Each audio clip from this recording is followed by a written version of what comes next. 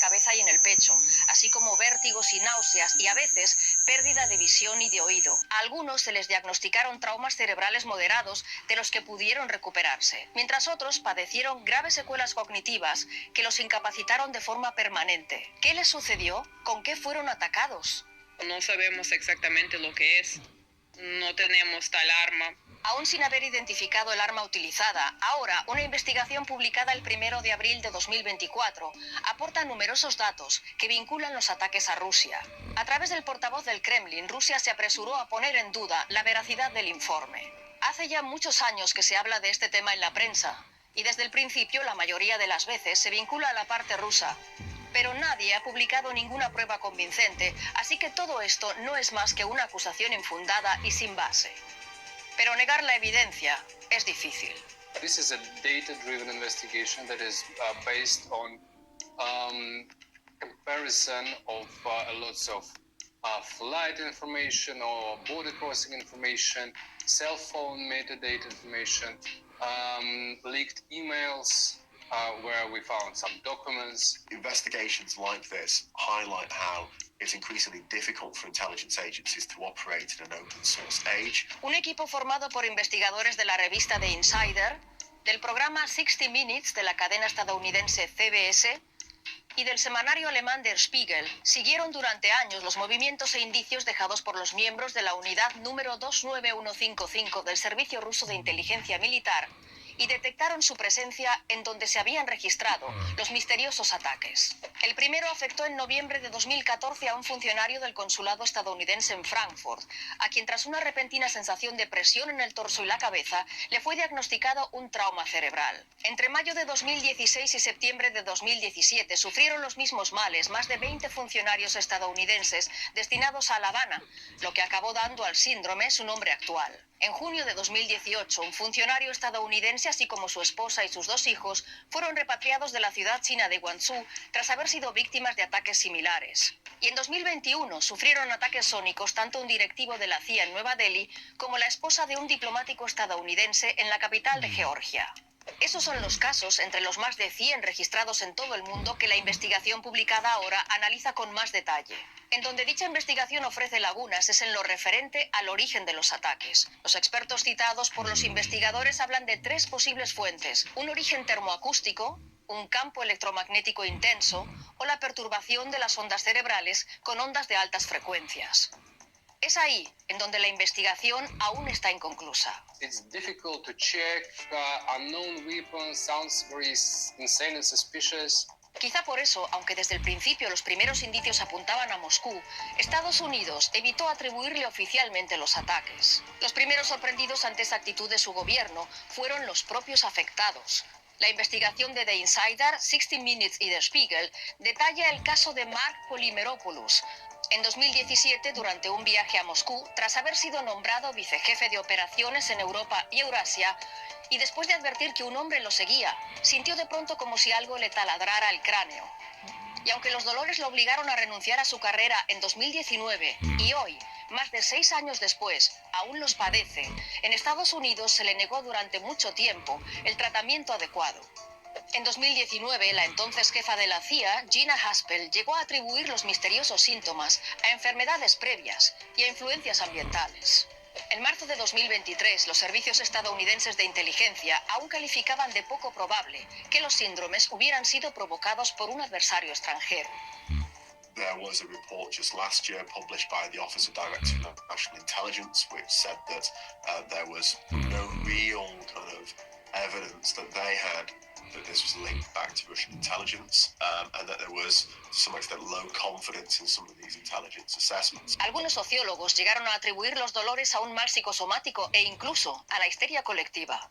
No obstante, los investigadores del estudio publicado ahora aseguran tener evidencias médicas de las lesiones sufridas. We have medical documents of many victims of Havana syndrome where we see brain damage, we see biomarkers of neuron damage in their blood.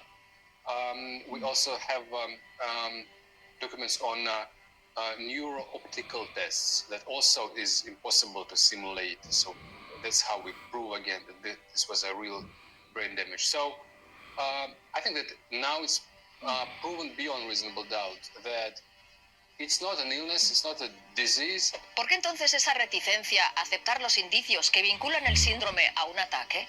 Los investigadores apuntan varias razones. Americans were never attacked, even during the Cold War, because there were so-called Moscow rules that Soviet Union and America never directly attack each other, especially on their territory. They got used to this system and they were not prepared to do this. So when it started happening, first of all, they didn't expect it. They didn't want to scare diplomats and agents. They didn't want people to be afraid of working on the agency, especially abroad.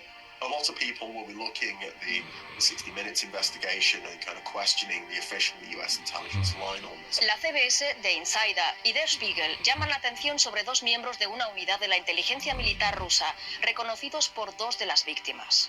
One case it was attack in Frankfurt in 2014, where the witness recognized Igor Gordienko. He is a very tall, strong man with a pretty charismatic appearance, so it was easy to remember him even in 10 years.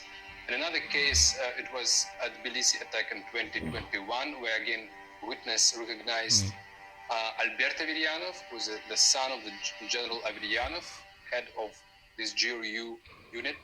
And again, it was a tall, thin, blunt man, very easy to distinguish, especially in Tbilisi. A su grupo, la unidad rusa 29155, los investigadores le siguen la pista desde que en 2008 se convirtió en un equipo dedicado al asesinato, el sabotaje, la desestabilización, así como al ensayo en humanos de las frecuencias electromagnéticas que científicos rusos habían investigado entre 1991 y 2012. Entre las primeras acciones de esta unidad está la voladura de varios depósitos de armas y munición en la República Checa y en Bulgaria en 2011. A finales de 2013, varios miembros de la unidad 29155 llegaron a Ucrania para sabotear las protestas del Maidán contra el entonces presidente prorruso Víktor Yanukovych. En 2016, la 29155 utilizó mercenarios serbios para orquestar un golpe de Estado fallido en Montenegro, en vísperas de la adhesión de esa nación a la OTAN. En 2018, esta unidad volvió a recurrir al envenenamiento contra el doble agente Sergei Skripal y su hija Yulia en la localidad británica de Salisbury. 4 años más tarde, a finales de febrero de 2022, miembros de la 29155 fueron desplegados en Ucrania como equipo avanzado de sabotaje y asesinato en los días previos a la invasión rusa a gran escala.